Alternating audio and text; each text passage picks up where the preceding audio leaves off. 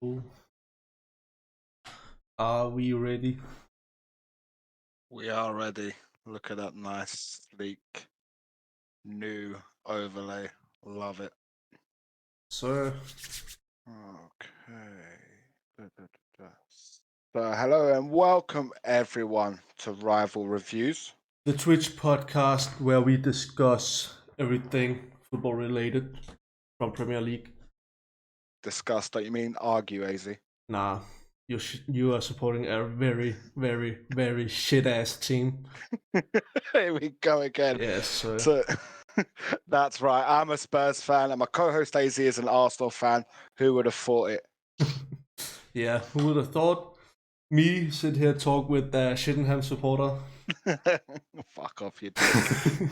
We are live every Tuesday and Thursday to discuss the latest news, results, fixtures, and during the window transfers.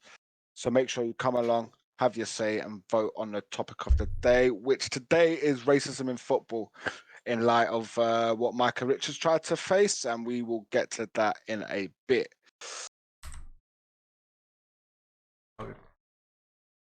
Okay. Fucking does that with my mouse again. What the fuck? What that is? No matter. It hides sometimes. There we go. Okay, well, here we are at episode 3. How we doing? I hope everyone in here is enjoying it. Here it goes, Callum Jones. Let's fucking Callum, go. I hope you saw the clip about me talking to you, bro, when you said City will score. Hey, what you saying now, Callum Jones? Here he goes. Come on, you Spurs. Oh, Ghost Rider And ready with a party of with 6. a Thank you very fucking much. party. Kyle, gonna be talking in a happy mood. You know it, bro. You know it. Yeah, Callum, Shout I said too, it's gonna hit him on his ego. No ego here, mate. Just facts. Are you sure about that? Straight Are you facts. sure about that? I told you guys, Man City wouldn't fucking score. I told you. Okay. It was a lucky goal. Mate, we should have we should won 3-0. We had them every time on the counter. Bro. Every time on the counter, mate. Bergwijn missed the fucking sit-out because he's shite. Too much he's shit like the fucking team he plays for. Here we go. Here we go. Okay. So, guys, thank you for joining. Coming up today, we're going to be talking about transfer news. Unfortunately, there's not many done deals since we last went live on Thursday, but there's a lot of new rumours circulating. We're going to tackle racism in football very briefly, just based off Micah Richards and mine, and I believe AZ's view that he got shut down.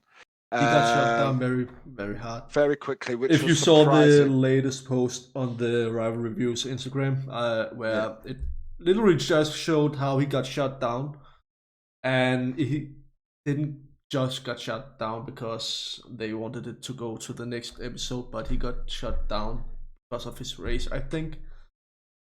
Oh, I didn't actually think about that, mate. Great point. So we're touching a deep topic there, guys. So stick around for that because that's going to be interesting. And then we're going to look back at week 1 in the Premier League, where there was every game was amazing. Starting from Friday, amazing game. Finishing with the last game on Sunday, amazing game. AZ's not looking too comfortable now, guys. I was like, should I sit here today? Should I have the Arsenal shirt on? But I have to support my team even though we lose. We've got to support our team. Now, Callum, Richards and Roy Keane going to be asking for a seat next to us, bro. Yeah, they will.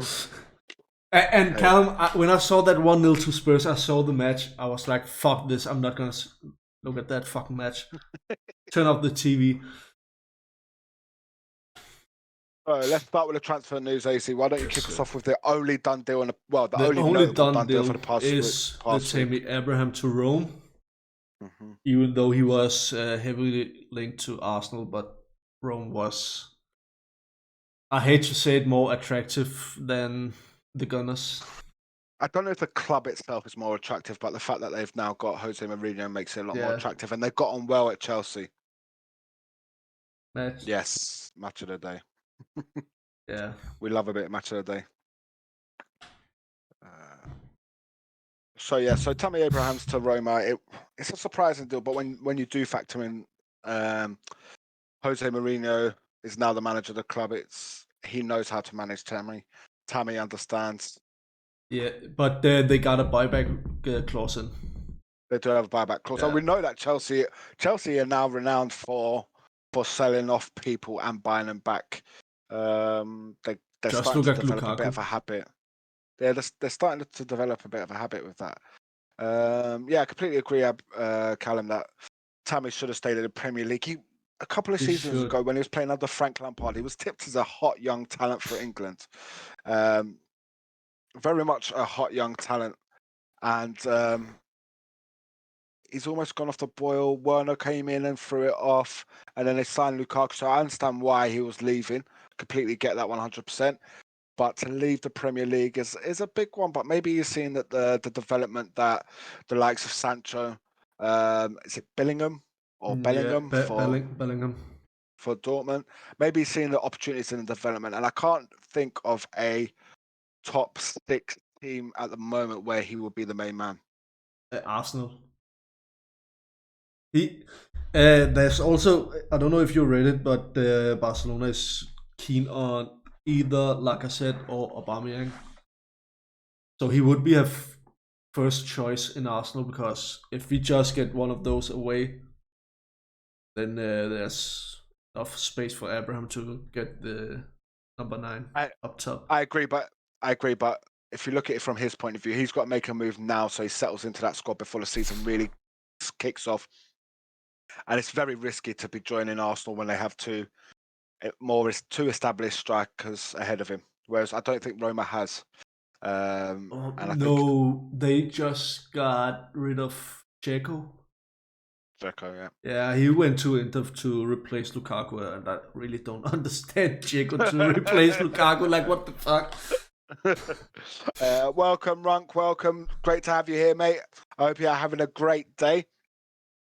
But okay, so we've only got really one certain deal that's kicked off in terms of Tammy, but the rumor mill is circulating, and we said this last week, didn't we? That we're now entering the business end of the transfer market. 31st, the transfer market closes. This is the business end. This is where rumors circulate. This is when the big boys do their deals. Yeah, but the Brentford also just got one in for 8:44 p.m. my time, so it's 7:44 p.m. your time. They just got Alvaro Fernandez from Huesca, 23-year-old goalkeeper on a 1-year loan deal. A lot of goalkeepers seem to be making a move, because I also saw Southampton have made a move for an experienced goalkeeper. Yeah. So Arsenal are still after Ramsdale. So not anymore. They're going for Swansea's goalkeeper because he's young and homegrown, or else they're gonna do a 1-year loan for Neto from Barcelona. Okay. So that's what I read here lately. So the big talking point, and this links into the next piece as well, is in regards to Harry Kane. Harry Kane's not been training with the Spurs team. A lot of rumours circulating around that in terms of whether it's him being petulant, or whether he did have COVID, didn't have COVID, had to isolate, didn't have to isolate, etc. Yeah. But his saga with Man City continues. I think I agree with Gary Neville that it was very prominent that he was not visible during that game. Yeah. That said a lot. For your star man to not even be sat in the stands. How many times have we seen over the years Rooney sat in the stands, Pogba sat in the stands, just sat there watching their team, joking around with the injured players, etc., etc.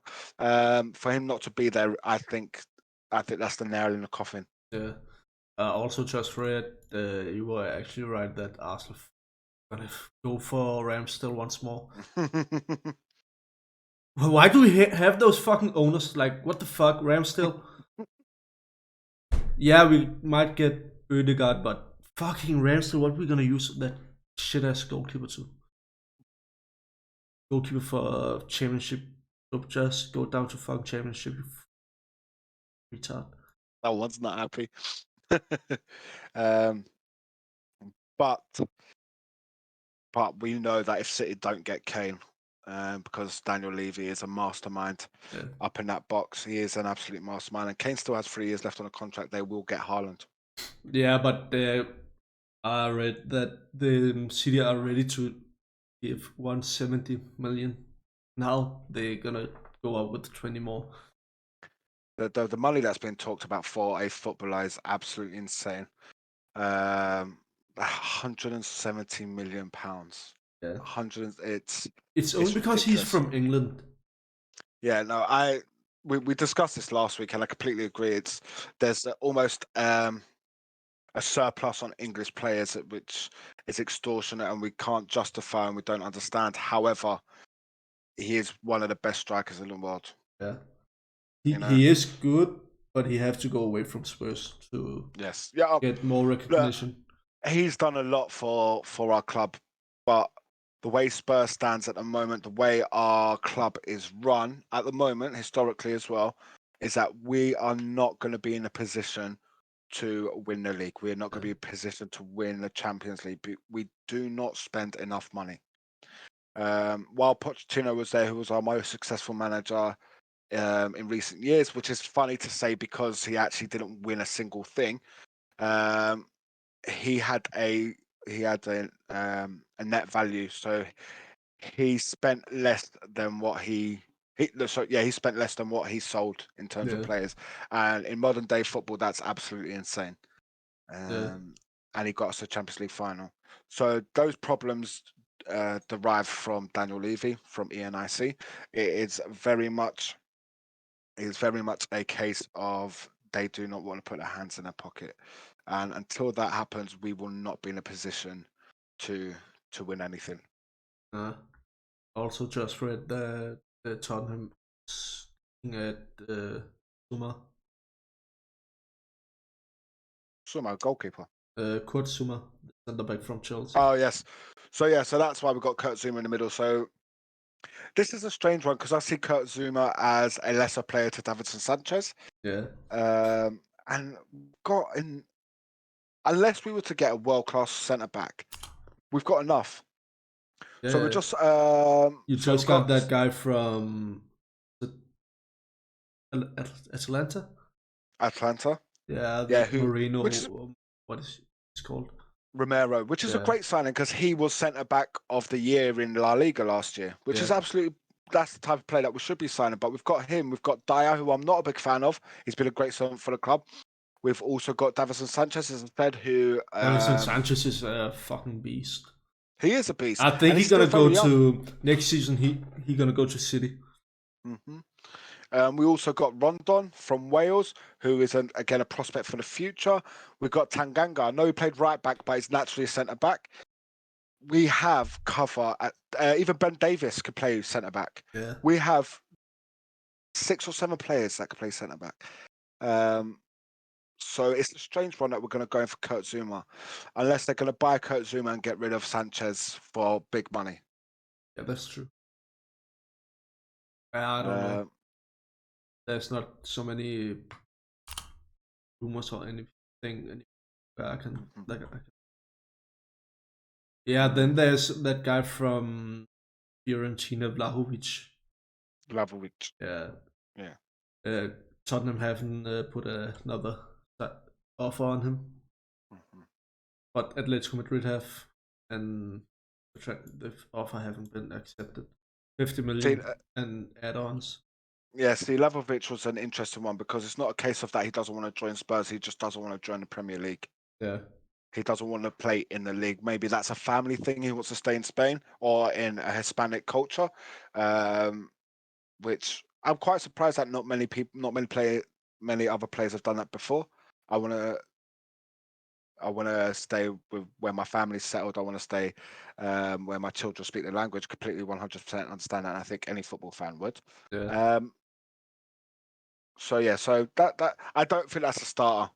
There's going to be rumours, but if he's already come out and said that he doesn't want to join the league, he's not going to join the league. So That's an interesting one. Yeah, and then the Saints, Southampton, they are looking at Tosin Adarabioyo from Fulham and Gary Cahill or Ozan Kabak as a replacement for Yannick Vestergaard. I don't know. Yes. I don't understand Gary Cahill. He's literally 37 or something years old, so close to retire. I don't know how old he is. Let me just before I say something stupid. He's a Champions League winner and a Premier League winner, so he's got that experience. You always need that experience head in your back four. I think 35. that's what Spurs. He's 35 years. I think that's what Spurs struggled with last year. They didn't have that experienced head in that back four. Yeah. And that's why Man United have just bought Varane, experience with experience. This is an area where experience beats youth. Yeah, it will always be experience for youth in those clubs like Southampton. Okay. Which is and then Ned Ryan's talks to loan Man United's Williams. Yeah, talk about Man United. This is something we very, very briefly touched upon. That we was actually surprised that the deal hasn't happened in terms of Jesse Lingard going back to West Ham. He absolutely did brilliantly last year, and I cannot see him at all breaking into the midfield for Man United at all this year. Nah, so I think he should leave now where he can. Yeah, if he doesn't leave, I think that's his choice. Yeah, I think he has so much love for United. He don't want to leave. Yeah, that is his club as a child. Yeah, but. What would you rather? Would you rather play for the club that you support and sit in the bench and sit in the stands week in, week out, or actually play football? I would play football instead of just sit there and forget other people playing on his position. That's it. Because we've got Fred, Pogba, Bruno Fernandes, Van de Beek's there now. Yeah, Van de Beek should leave too. Yeah.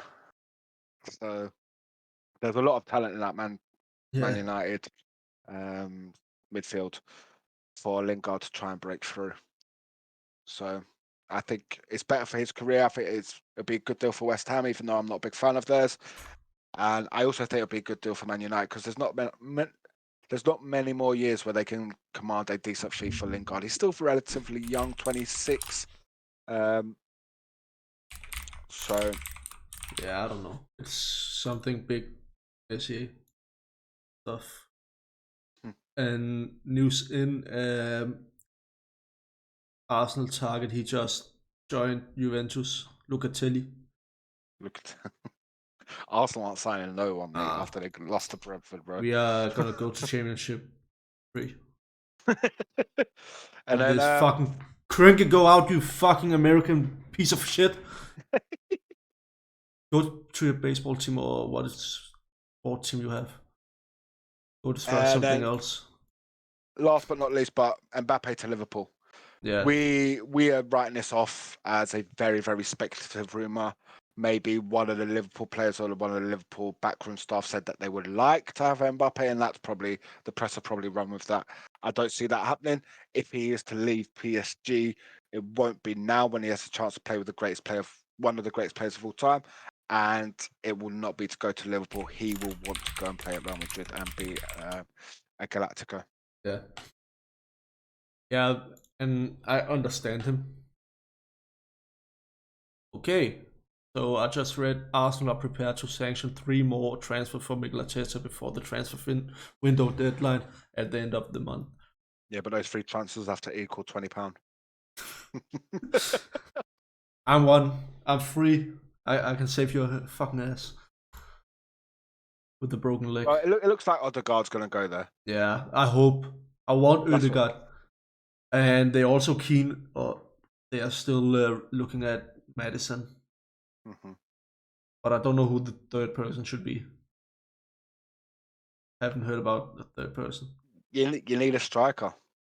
Need a striker, but we're not gonna get a striker. We don't want to play that attacking football anymore. We just want to stay down there and look like a fucking piece of rats. on there. And we are not, bro. It's football. It's not fucking Warsaw. Stop destroying my club.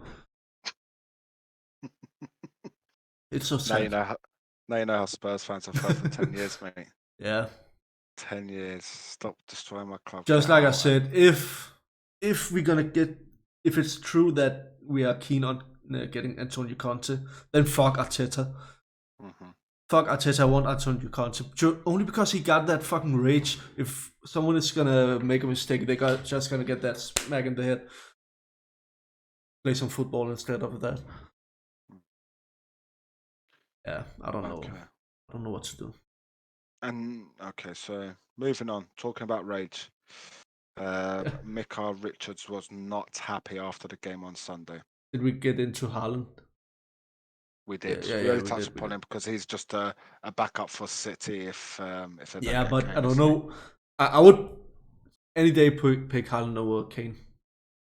Yeah, I agree, but so I don't know why City aren't. I don't know. It's City. At the end of the day, they got the oil money. To be fair, City, they could buy both if they wanted to. Yeah, true. So let's talk about the racism in football.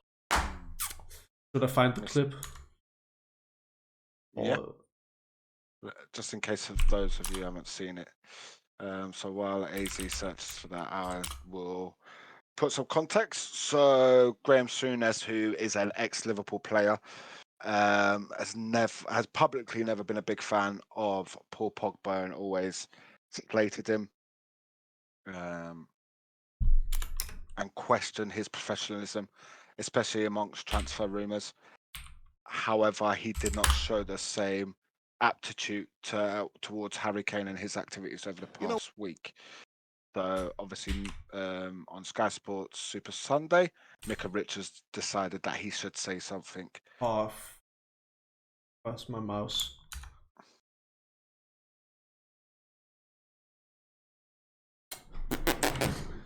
Fuck off. Don't worry. Chill out. So while AZ goes and sorts a technical issue out, I will sit here and I will talk to you guys. So Mika Richards questioned it, which was very brave of him. We don't see that generally. You know, when we talk about a role there, at times, yes, we all know Pogba's not reached the heights of we all expected. We all have to admit that as comments. But when he seen do stuff like yesterday, for us, it is so effortless. And now we talk about Man United was a transition period. Now with Varane coming in, Sancho, Fernandes, Pogba, Cavani. Like, it's starting to look exciting again. Yeah, I think he will be excited by that team Manchester United they're building with the players that you've just mentioned, but he's got a decision to make. Does he want to commit his future to Manchester United in its entirety? Because if it's a contract, it'll be a 3-4 year contract, 5-year contract, which means his best years of his career will be at Manchester United. I think Paul Pogba has an ambition to play somewhere else. And I think that's been clear for the last couple of years. I think his agents told us that. So I think he'll take that opportunity. But I think part of him will be thinking, yeah, I like this team, what's being built, but I do want to go to Real Madrid. I do want to go to Paris. I do want to go somewhere else. Pogba's never come out and said that. You know, we're talking about... I think his agent speaks for him quite a bit. Yeah, but we could look at Harry Kane. A lot of people would say the situation of late has not been dealt with great. But like Pogba's never once come out and said that he doesn't want to. His agent might have done the talking, but he's not done anything. He's just gone out there and tried to do the best he could possibly do. And Kane the same. That's what players want. Manchester United next week. We'll talk a lot more about them on Super Sunday next week. No, but I'm only mentioning it because it's similar to the Kane situation. Kane's not turned up for training, and we're calling him a saint. Pogba's never said he wanted to leave Man United, but he's getting abuse. What's the difference? My information about Kane, it's not that he didn't turn up for training. There is another story behind that. Can we move on? Talk about Chelsea or Liverpool, please. Should we park that there? And that is what I call racism. Yeah, so I think we have two different things there. I think we have the way that Paul Pogba's being treated over Harry Kane.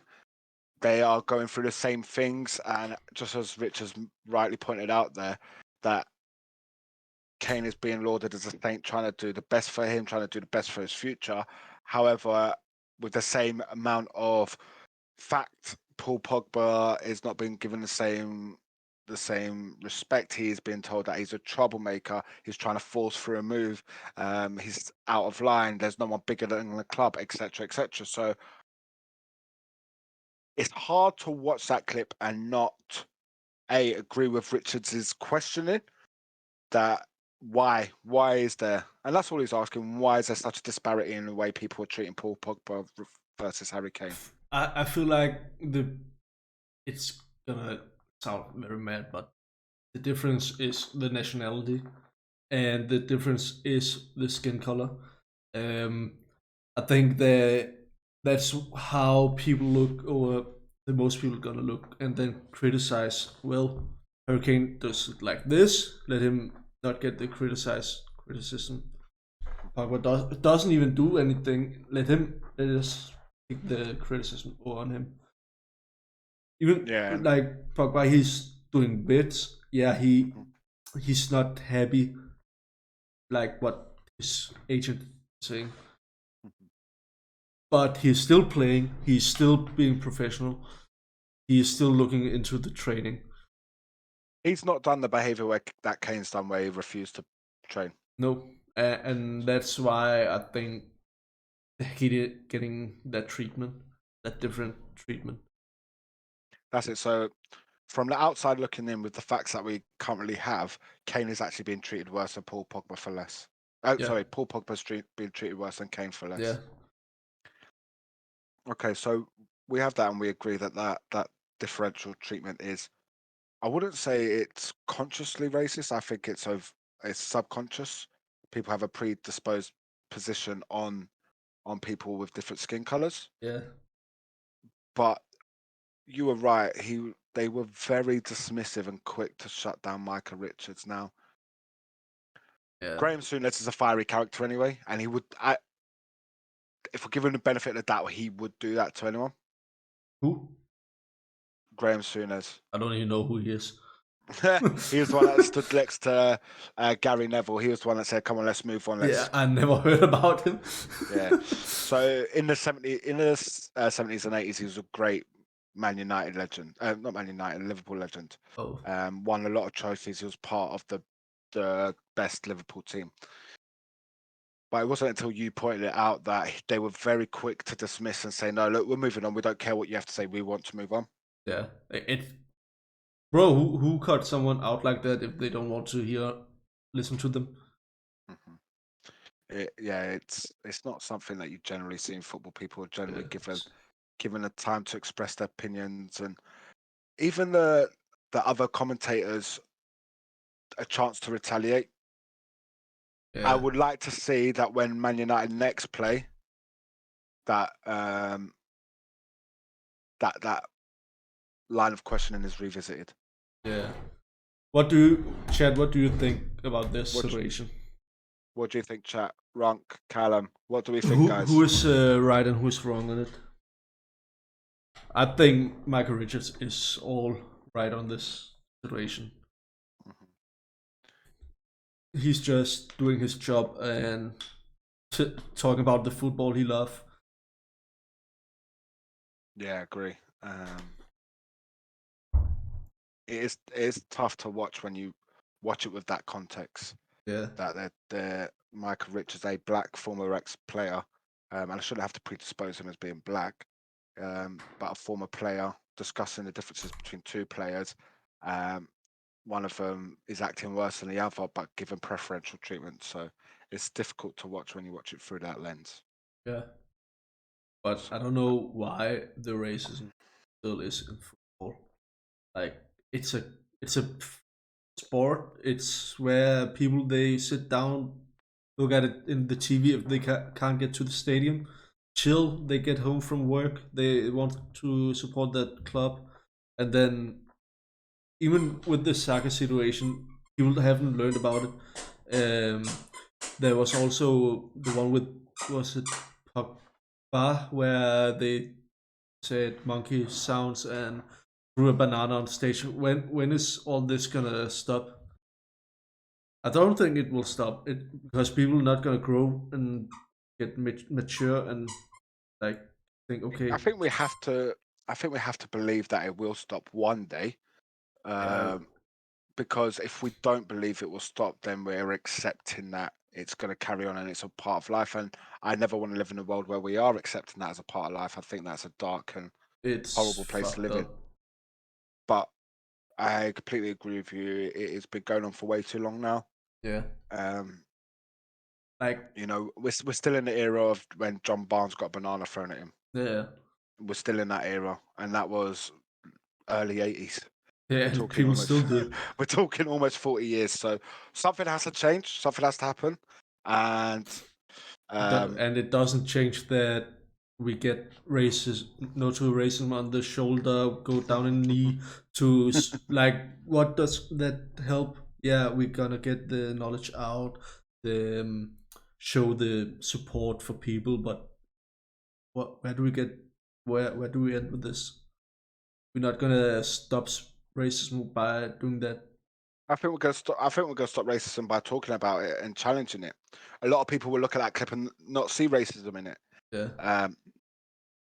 That's how we stop racism. We educate the context behind that. We educate the context behind the differences in the player. We educate, and we continue to raise these issues and the awareness with regards to differential treatments. And again, when I reflect, I don't think I can recall a white commentator being dismissed like that. I haven't seen it before. So in the same clip, we have two examples of racism. And again, I don't think it's over. It's not the racism that we think of when we think of racism. People using the N-word, people doing monkey chants, etc. But it's that unconscious racism that only gets challenged with education. Yeah, and calling it out. Yeah, people are only used to racism by getting words thrown on their face, thrown stuff at them, signs doing it, but not like this. People aren't aware of every single level of racism. This is just one of the small ones. That's why people don't see it. But if you really look into the racism world in football, then you can see it. Then you're gonna see that little part.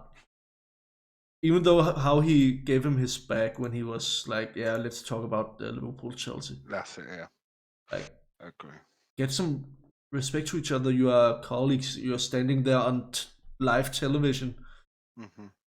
Even people here in Denmark, people in all the other countries, they're gonna see that clip, and people like us that knows the stages of racism is gonna see it and think, okay, what happened right here? What is happening with the live television? People that even try to work on the racism, they are doing the racism live. Agreed. So it's a topic that people should look out for. I can see this story progressing because the clip's only really circulated the past 4 hours, really. So I saw it in school. I was sitting there and then I saw the clip. I wasn't really aware of it. I haven't really heard about it until I saw the clip, and then this is something we have to talk about. If no one is gonna talk about it, then we have to talk about it. Then that's it. That's what we're here for. We're gonna get the thing we can see that we think people are not gonna see, and then talk about it, break it down in every single level can. Yeah, agreed. Okay. With that said, let's move on and pick the mood a little bit back up on Brentford. Come on, you Brentford! This is not gonna stop, and we got two very hard matches in front of us. Yes, so or we can get some momentum into our team. All right, let's talk about the two lots of tables we've got there. So the one in the bottom left is the actual results, and the one in top right is what we actually guessed. I hope everyone can see that clearly. It's the first time we've used that. Let us know, chat, if you can't. I don't think it is. If you look at it full screen, I have to Yeah, there's a few edits we need to make on there, but we will talk you through it, so don't worry. So Friday, Start of the league kicked off with the amazing, the best game I've seen all year. Brentford, newly promoted Brentford against the ever-present Arsenal, the invincible or invisible Arsenal. Yeah. As the Arsenal fan, I think you should discuss a little bit better what happened.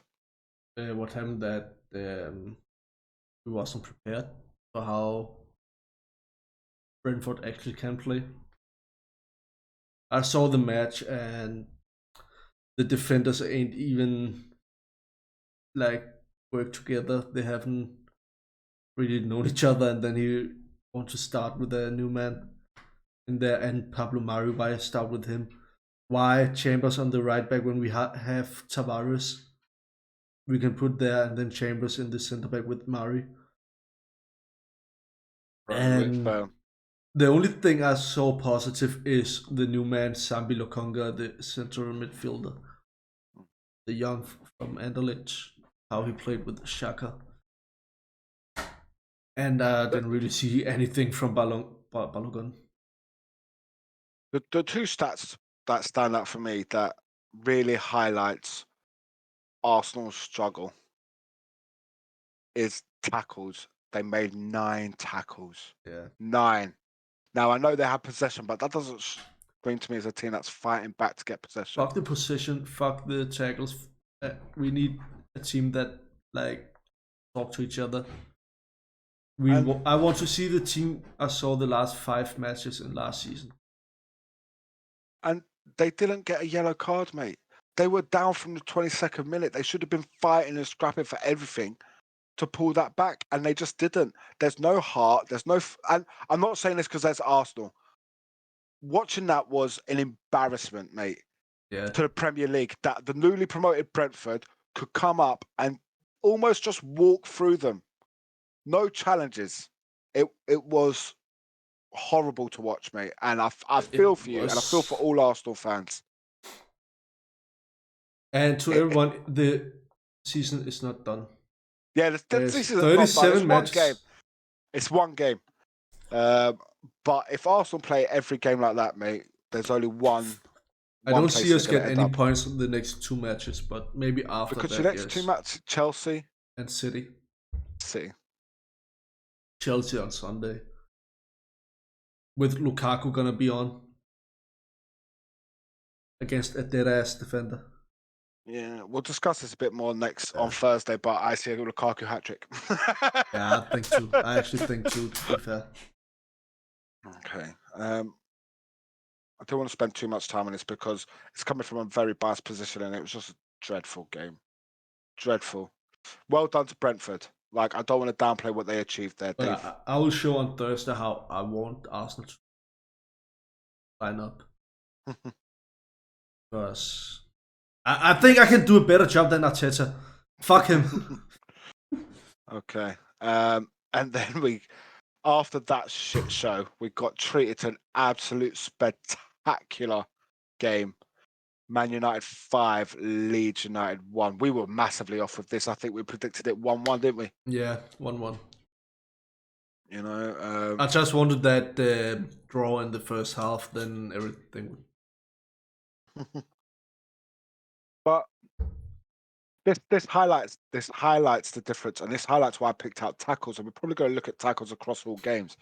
But Man United, who won 5-1, who was up from the 30th minute, made only 3 less tackles than Arsenal did. Yeah. They didn't need to tackle, and they only made 3 less. I can't even see because of Leeds, because we played a... Yeah. I don't want to say anything. Bruno Fernandes, did we pick him for our... Guys, just to give you a bit of an update, we can't actually access our fantasy football league. So we created the league in Rival Reviews' name, obviously, but because it's a paid league, I had to submit my documentation, and because the 2 names didn't match, they've now suspended our account. So I'm doing my best to get that back up online because I'm sure we have Bruno Fernandes in there. Yeah. So I think actually you shared it on on the story, right? On the rival reviews. Maybe. Yeah, then I can go in and like see. But yeah, back to Man United game 5-1. Man United look like a force to be reckoned with. Yeah, I got here. We had De Gea on goal, Soyuncu, Walker Peters. We had Fernandes. There we go. And we had Højbjerg and Salah. Salah scored as well. Yeah, and Alcantara. But yeah, we had the winning team. Bruno Fernandes getting a hat trick. And what we need to point out as well is we touched upon him as in our topic. Paul Pogba got 4 assists. 4 assists. Yeah. Phenomenal. I think isn't he the only 5th player to do that, 4 assists in one game? Kevin De Bruyne haven't done it. 4 assists in one game. Phenomenal performance from that midfield. And with the strikers that they've got, it is going to take their midfield to pick up the slack. Yeah. Because Mason Greenwood, yes, he scored, but you can't carry your entire season's hope on his shoulders. Jadon Sancho didn't come off the bench, and Martial was still on the bench. So the experience, the guile, the expertise is in that midfield. Phenomenal. Yeah, and then Brighton Burnley. We had a lot of draw games in our prediction. We did. We need to look at that. Brighton Burnley. We called it as a 1-1, didn't we? 0-0. 0-0, and it finished 2-1 to Brighton. Yeah, 2-1. They came back from a goal down. Yeah. Burnley scored very early on in the second minute. But that's what dangerous with scoring very early in a game. You have to defend a lot. If you score in the 5th minute, you have 85 minutes to defend. That's it. And especially when you're a team like Burnley, you're not out there to go get. You're not out there to. You don't have the best attackers, really, do you? And you don't have the best midfielders. And you're not used to being in that position as a Burnley player, Burnley fan. 1-0 up within the second minute, and I think it just got to them a little bit. Yeah, I think it got to them. Brighton was all over them from that. Brighton was all over them from that minute on. 64% the possession. They both had 14 goal chances. 14 shots. Brighton had 8 shots on target. That's it. Where Burnley only had 3. That says something. Who fought the most? That's it. And that's the thing. We could see that Brighton started to fight because Burnley were picking up yellow cards straight after they scored. But now I see the stats for Arsenal, and 22 shots, 0 goals. Fuck them. Okay, and then Chelsea Palace, which was a game that we did predict well. Yeah. We got bang on the nose. Chelsea's coming. Chelsea look on fire. They haven't even got Lukaku in the game, and they've beaten Crystal Palace 3-0. I don't know what to say. I think they're gonna take it this year. They're gonna be a heavy challenger for Man City. They are. They absolutely dominated Crystal Palace. Dominated them, and this is a Palace that put out their full strength team: Zaha, Mateta, James McArthur, Jeffrey Schlupp. Yeah. I know it's not the best team, but under Roy Hodgson, you'd expect better from them. But it's Roy Hodgson. He get all those. Crystal Palace, they got Vieira now. Yes, they do actually. Yeah. So maybe it's just him cutting his teeth. Yeah. He's new. It's his first. Isn't it his first match as a proper trainer? As a head coach. Yeah. And I think it's hard to start against Chelsea as. He learned the hard way. That would have hurt him as well with his Arsenal roots. That would have hurt him. Yeah. And then Everton. We had it 1-1. Everton Southampton. We called it 1-1 again, mate. I think the first game of the season is just so hard to predict. What was really surprising about this is that Everton managed to win 3-1 while Southampton had most of the possession. Yeah. It just shows you that possession doesn't win you games, mate. Then Arsenal should have won. But they fought. Everton fought 23 tackles. You know, Yeah. Everton picked up 2 yellow cards, fighting, and I think that's going to be the theme that Everton fought to win that game. Yeah, they did, and they went 1-0 down, and they fought back. In the second half, they gave everything, but I think Everton can be a top 6 contender if they keep fighting like this. Yes, but it's hard to fight like that every game. It is very hard to fight like that. I think Everton is a team with that mentality that they can do it, even though they are underdogs in a lot of matches. Mm-hmm. Okay, and then Leicester Wolves. Leicester, we got it 2-1. Leicester, almost so right. We've got the right result. We're just expecting more from Wolves. 1-0. 1-0, yeah. That's Leicester. That's been Leicester for the past 5 seasons, isn't it? Yeah. If they're going to grind that result, it's going to be as a result of a Vardy goal. Yeah, or Kasper Schmeichel just being a wall in the goal. But I don't know how much longer Vardy could do this. I think it's his last season. Then he's gonna go. It's got to be his last season. He's been playing. It's what, 34? Well, okay, not his last season. Maybe his last season playing at the highest level that he plays at the moment. Yeah. Last season he had 15 goals. And this season before 23, how many goals will he score this season? 12, will he hit the 20 goals? Nah, I think he'll score 12. 12. I think 16 or 17. But he would. Okay. It would have been amazing if he came to Arsenal that time where he was close. Yeah. Well, that's not going to happen. Watford, Aston Villa. It looks like Aston Villa's missing Jack Grealish a lot more. Yeah, and we had it 2-0 to Aston Villa, and they lost 3-2. 3-2. They've got. I want to know what they're doing with their 100 million because I'm not hearing much from them. I haven't heard hearing much from them.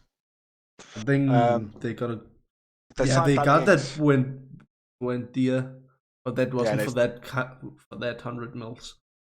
And they signed Danny Ings. Yeah. Who's not the greatest player. But he scored. Yeah, he did score. Very, very late. 97th minute. Yeah. On a penalty. And again, they had the lion's share possession, did Aston Villa. 62% of the possession. Most touches, most passes, most corners. You know? Yeah, but I don't know. What is his name? Ismail Sarr, he was good. He was. I saw the highlights of that match, and Ismail Sarr is a player to keep an eye on. I think he's very, very ready for the Prem. Yeah. With the guy called Emmanuel Dennis. Yeah. Got 2 goals. Also a newcomer. Mm-hmm. That's it. What you have to remember is it does take some time to settle into the Premier League. So when you do buy 3 or 4 players, if they're all from abroad, it is going to struggle. Yeah. You are going to struggle. You're going to have that first season of bedding in. And then Norwich, Liverpool. We knew Liverpool was going to come flying out of the box. We predicted 4-0, 3-0. Yeah. We knew they were going to come flying out of the blocks. Salah breaking the record. First ever player to score 5. Yep. First ever player to score on 5 opening days consecutively. It's a random stat. It's one of these stats that only geeks like me know. But 5 opening games he has scored. But if you watch the game, despite the scoreline, Liverpool got played off the park. They did, but Norwich, they have also last time they was in the Prem, they actually did well, but that was the time where they had Timo Pukki, where he was on form. Yeah, they don't have Pukki. They still got Pukki. Yeah, but he isn't like that time. He's a very old man now. Do you know? I'm surprised that they've held on to Max Aarons. Yeah, I'm very surprised. I don't understand. Like that kind of right back is what we need in Arsenal, and he was rumored there, but we don't want to use fucking money. Where the fuck is all those 200 million we got from Kroenke? Where's all the money from last season? Mm-hmm. Last season we didn't even get any players in, only on loan. What can we use loan players to? I don't know where. And then we came into Super Sunday, and I don't know if you watched this, but the Newcastle West Ham game was absolutely phenomenal, mate. I saw the first half, and then I think I fell asleep. West Ham have got the bit between their teeth this season to come back from 2-1 down. They fought back, so it's 1-0 to Newcastle, then 1-1, 2-1 to Newcastle, and then they just went on an absolute riot. Yeah, and then Rama, like I said, I think he would be a very good player for West Ham this season. Mm-hmm. And did you see Mikel Antonio's press conference? Not bad for a right back, eh? Yeah, he did well. He is a good player in his prime when he's really on fire. I was surprised to see Declan Rice start. I think he was the only non-defender to start from the England squad that played the majority of the games. But he put in a good shift. Yes, put in a good shift, and he played the full game as well. I still don't understand why he didn't switch to Chelsea. But again, it's the price tag for an English player. 100 million for Declan Rice. What has he done to deserve that money? He's done fucking nothing to deserve that money. But that's all because of some rule there is in England, and not only in the football, but in England. I heard some rule in the law in England that have done it. That's what I've read. There's a law in England that says the English players is going to be more expensive. I don't understand why. I think they're still going to finish bottom of the top half of the table, West Ham, because when you look at their team, especially at the defence, the only real standout is Cresswell. You need a strong defence in this league. Yeah, you need strong players and high and quick players. You need a player like Lukaku, and Chelsea got him. That's it. Okay. And then moving on to our game of the week. Come on, you Spurs! Come on, let's fucking get in there. No one saw this coming. I didn't see it coming. I called it as a 0-0. I would have been fucking ecstatic with a 0-0. I was driving home with it on in the car. Driving to drop my son off with it off on the car. Son slotted home in the 55th minute, and I woke him up. Woke my son up, screaming and cheering, mate. Absolutely ecstatic. I turned off the TV. I didn't want to watch that shit. I just knew that you're gonna talk about it. I just. But they played us off the park. They really did. We were all game looking through for that counter attack. Dele Alli looks like a man reborn. Son through the middle looks okay. I don't think we can rely on him all season through the middle. Very, very good performance. I was very impressed with Tanganga, who got man of the match. We made 15 tackles. I think he made 10 of them. Lucas Moura did very, very well to break up play. It was a very, very good, disciplined performance. Very, very good to see. Yeah, but that just shows that Shouldn't don't need Kane. Nah, I don't think that's the case, mate. They don't need him. I really don't think they need him. Of course you do. I do like Son, but I don't think it's going to get us 20 goals. Oliver Skip. Remember me shouting out Oliver Skip, who had a great season for Norwich last season? Yeah. Phenomenal. He got home, he took out his keys, he took out his wallet, and he took out Gundogan. Put him on the table. There we go. You sit there, mate. Great performance from what you want to classify as a mid-table team, mate. Let's see Arsenal put in that performance against Spurs next season, against Man City this season. Very much doubt it. 2 matches. 2 matches. There we go. But even you have to say that they did well. You wrote them off. You wrote them off. Yeah. Of course, I have to write my rivals off. Yeah, but I didn't write Arsenal off, and look what happened there. Yeah.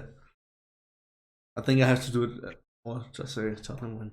Let them win, then they're gonna get beat. Romero came on for his debut to shore things up in the 90th minute. Surprised Matt Doherty didn't start. I'm surprised he's going with Tanganga over Matt Doherty. Very surprised about that. Yeah, but no one knows how his tactic is. But this is the thing. You look at that front line. Yes, they could score goals, but they didn't have the creativity of De Bruyne behind him until late. And when you don't have that creativity, you need someone who is going to be accurate and deadly from 30 yards, from just outside the box, who's going to be able to just curl it into the top corner. And they don't have that. That's not a Raheem Sterling goal. Mahrez is probably 1 out of 10 attempts from outside the box. And then Ferran Torres is 12 years old? Yeah. 21 years old, bless him. Okay. Yeah. So who do you see as player of the week? Oh, player of the week. It's a tough one. It is. It has to go to Fernandes. To get a hat-trick from midfield. I think Pogba. You think Pogba 4 assists? I think that's enough for either. It's tough. It's one of those two. It's one of those two, and I don't think Man United fans will be complaining with that split. Yeah. What about coach of the week? Coach of the week. It's got to be Nuno. I'm gonna give it to Luis Frank from Brentford. Sorry. For Brentford to beat Arsenal 2-0 is a bigger tactical mastermind than for Spurs to snatch a 1-0 win. So I 100% agree about that, mate. Yeah. 150% agree about that. But we can give it the player of the week to both Bruno Fernandes and Paul Pogba. That's it. Goal of the week. There wasn't any spectacular goals, really, was there?